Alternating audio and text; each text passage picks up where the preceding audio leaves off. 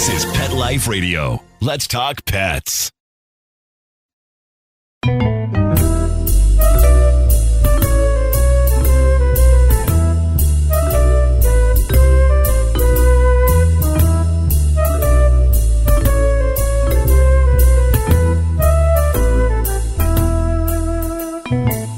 Hello, cat lovers. This is Michelle Fern, your host on Cattitude.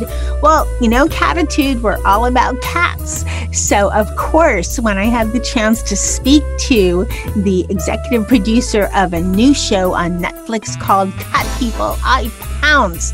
So stay tuned. We're going to be right back.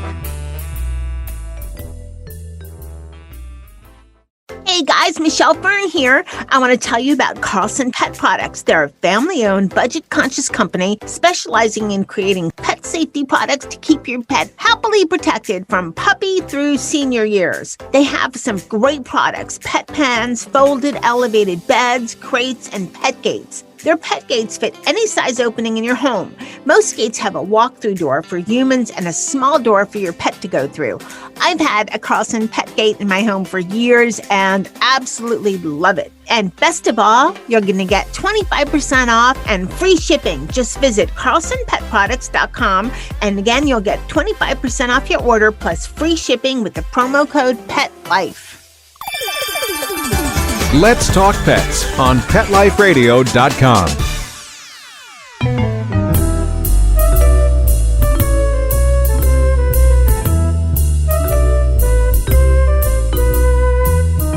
Welcome back, everyone. I'd like to introduce Glen Zipper. He is the Emmy-winning producer, and he also is a writer of the new docuseries called Cat People that is going to be airing July 7th, 2021 on Netflix. Welcome, Glen. Glad to be here. I know you've produced a lot of different types of shows, mostly, I think, docuseries. Is that correct? That's right. Almost exclusively docuseries and documentary films. I'm not as well meshed in the film world as you, even though I did spend quite a bit of time in LA. What's a docuseries for people that don't know?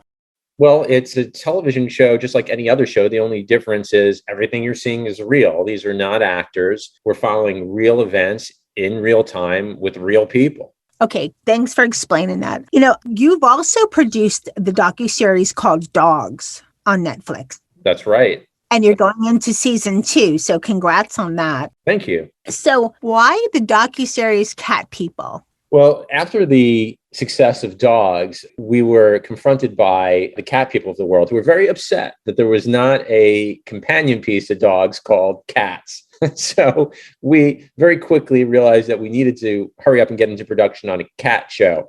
And as everyone listening to your show knows, cats are much more independent creatures than our dogs, and they may or may not cooperate when we show up with cameras. So we thought an interesting angle for the cat show would be to call it Cat People and to focus on the people who love cats and have bonds with cats every bit as much as the cats themselves. Don't get me wrong, you're going to see cats in almost every frame of Cat People, but we are taking a close look at the people who do love and bond with cats, who are, as we all know, sometimes unfairly assigned negative stereotypes. But you and I know, and everyone listening knows, that cat people are among the coolest in the world. Of course. You know, I got to ask before we get into more about the show, do you have cats or dogs? Right now, I have no pets, which is so ironic and bizarre because since I produce Cat People and Dogs, I had a dog for 17 years and he just was not cat friendly. So once my cats passed away, it was just me and my dog, Anthony. Anthony passed away right before the pandemic after those 17 years together. And I needed about a year to grieve and to miss him and to get to the place where my heart was ready to bring more animals and more family into my life, because they are family. And I'm just about there. Whether it's a dog or a cat, we shall see. Maybe it'll be both. Yeah, and they do get along. My cats and dogs have gotten along. So it's sometimes the cats with each other. That's the challenge. Right, exactly. And sorry for your losses. It's always hard when they go. I lost one almost a year ago in August. It's just hard. It is. Yeah. Okay. So basically the difference between the Cat People and docuseries, like you said, it's focused more on the people. And there is a lot of stereotype around cat people. There's, I think one of our show hosts, she's, to me, epitomizes cat lady because she has 19 cats. And there's people always think of cat people as, and she's not a little old lady either, but as a, little old lady that lives in a bizarre place with 50 million cats roaming around. And I'm glad you're showing, cat people and showing different types of people in this series that kind of, like you say, kind of debunk that myth and also kind of take away from some of the, I think, stereotypes that cats have as well. What do you say to that? What would you say to expand on that?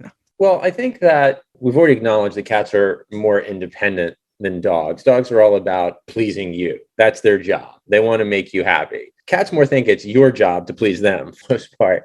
But once you form that bond with your cat and you have that trusting relationship between you and your cat, the cat becomes very much like a dog. It's there to give you every bit as much love, every bit as much support. And there's an equal amount of engagement. Like you make that connection with your cat in the same way that you make a connection with your dog. So I think it's just really about the process or the entry point into the relationship with a dog and with a cat. The dog's got the job from day one. The cat's making you audition for the job. But once you have the job with a cat, it's very similar to the relationship that you would otherwise have with the dog. True. And there's also the school of thought that dogs have been domesticated a lot longer than cats have. Cats are still predatory creatures. So they're just not as domesticated as dogs. That's a given. Do any of your shows in the docuseries go into any of that? Not really, because the show isn't historical nature. When people think of documentaries, they often think about something they would see on the History Channel, where you have a bunch of stuffy old people sitting you in chairs, talking down to you, telling you information they think you need to know in order to educate you. That's not what Cat People's about, nor is it what Dogs is about. What we're doing is we're following real people going on a journey, and we're watching that journey unfold before our eyes. There's no one sitting in a chair with a bookshelf behind them trying to sound smart. You're seeing people just like you and me going through life with their cats. And we've chosen people specifically who have interesting lives and interesting relationships with their cats. So it really does engage you and entertain you across the episodes. I watched the trailer several times and I was excited that some of the people on your show I've had on my show. So cool. A couple of them more than once. And we're going to take a quick break and then we're going to talk more about the individual shows that are part of the series and the people in them. So we'll be right back.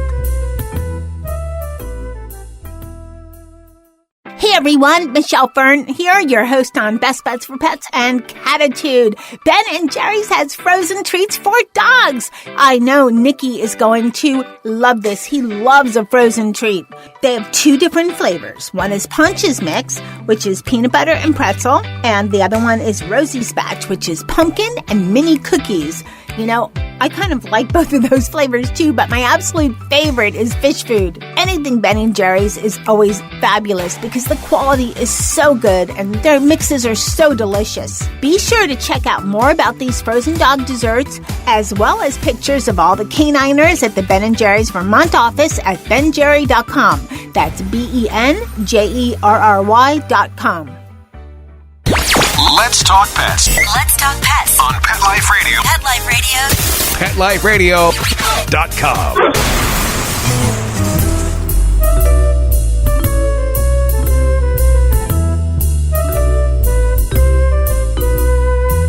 Welcome back, everyone.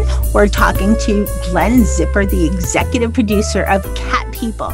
Okay, so Glen, I noticed right off the bat, and he's also featured on the first one on the trailer, and he's on the graphics that you have on Netflix, I Am Mosho, the cat rapper. He is, besides that, his cat raps are pretty good, and he's entertaining. He's so much about cats, but he has done so much, and a lot of people don't know this. He's done so much for shelters and getting a lot of donations and so forth for cats and saving so many cats. I know why you should have picked him or why I think you picked him, but tell us, why did you? Well, there's the there's two answers, and one's the easy one, and it's the stuff that you've already talked about. I mean, a cat rapper, come on. How can we not I do know.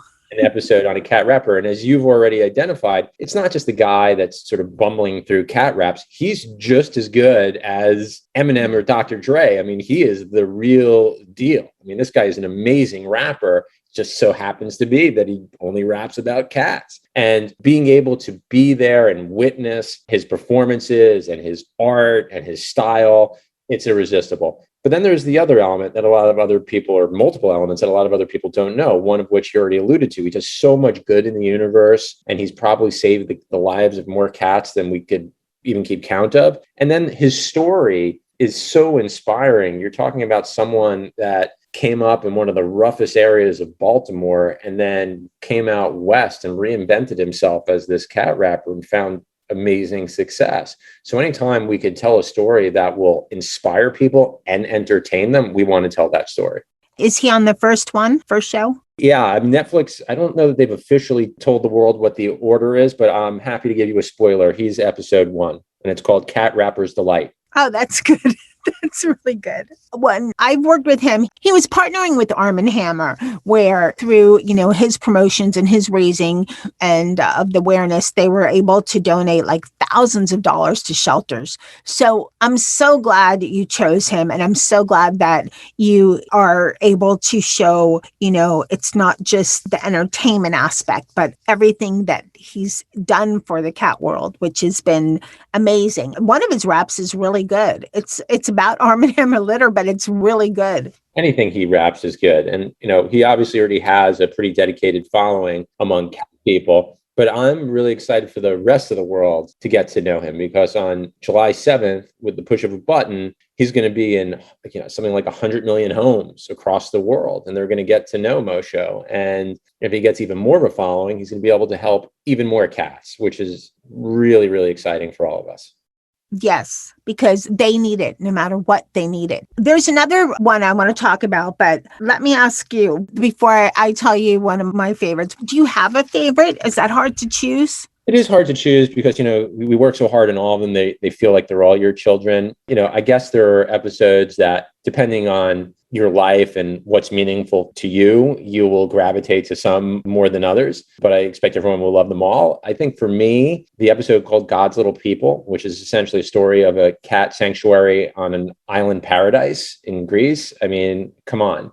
I want to retire today and go volunteer on that island. Its name is Syros. And it's just a beautiful location with amazing people essentially saving the cats of this island. And it's an island where cats were seen as pests. And because of the work they do and because of the way they've educated the people around them and endeared themselves to that community, now the island is much more honoring these cats and wearing these cats like a badge. Like, yeah, we're the cat island and we're proud of it. I actually spoke with a cat behaviorist, Anita Kelsey, and she went and spoke with somebody that does a lot of work on Syros. So there's a lot of intertwining in the cat world, Yeah. with people and so forth. There's another one that I've had on my show, and I'm so glad you're showing this aspect of the cat world. The Trap King, Sterling Davis. Yeah, he's amazing. A lot of the people that you have, are entertaining because that's, like you said, it's easier to film and everything when it's that kind of a situation with the cats. Sterling Davis is not that. He's a trapper.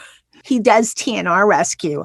Why did you choose him? I think he, even though he's not a professional performer these days, he is entertaining and charismatic. And in order to ask audiences to trust us and give us their time to go on these journeys, even if we're giving them information that's important and could help change the world for cats, we do need to entertain them at the same time.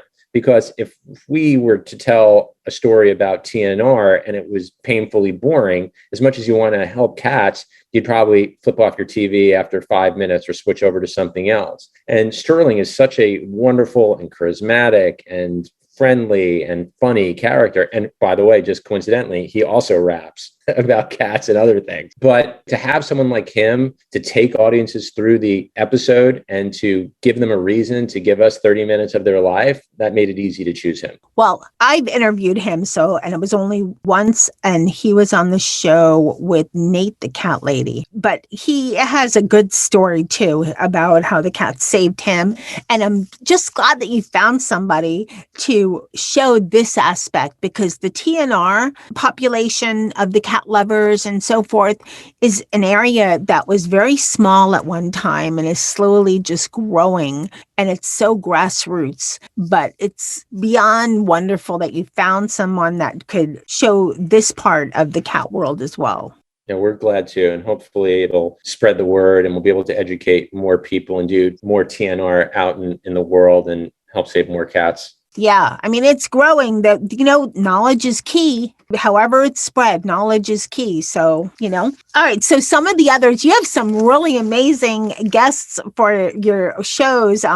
Is guests even the right word? No, yeah, that's an important distinction, because a guest would, people are listening and they hear guest, it would sound like it's a talk show. And again, we call them subjects, right? Because each of these episodes, they're only 30 minutes, but they play like a movie. So when you turn on Netflix and you click on Cat People, you're in store for a 30-minute movie about a person or persons and their relationship with a cat or cats. And you're going to go on that journey, and it's going to be a ride just like any other movie you would watch.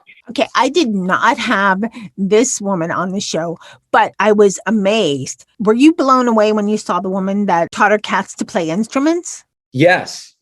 How do you do that? I can't even get my cat to jump up in the air sometimes to play. She taught them how to play music. How? Well, you'll have to watch the episode to find out. I will. But what was your take on it? Well, I was astounded, just like you are. I mean, it's not just that I've never been able to train a cat to do any of those things. I can't do any of those things. So it was a bit humbling as well, and a bit of a blow to my self-esteem. But you can't help but be tickled watching that episode. And you see cats who are not only playing instruments, they're riding skateboards, they're holding up signs, they're ringing bells, they're jumping through things. It's absolutely astounding. I mean, move over Caesar Milan. There's a cat version of you out there. And then the cat surfing. Yes, right, Maverick, the surfing cat. The other thing that makes this all so mind-blowing is that cats are mostly indoor creatures, and they like what they like, and they're not open to a lot of change. It's a well-known fact. Cats don't like water for the most part. They don't even drink enough water. That's kind of an issue in the health end of things. Here you have a cat surfing. Like, what the heck? What? I mean, how does that happen? So I can't wait to see everything.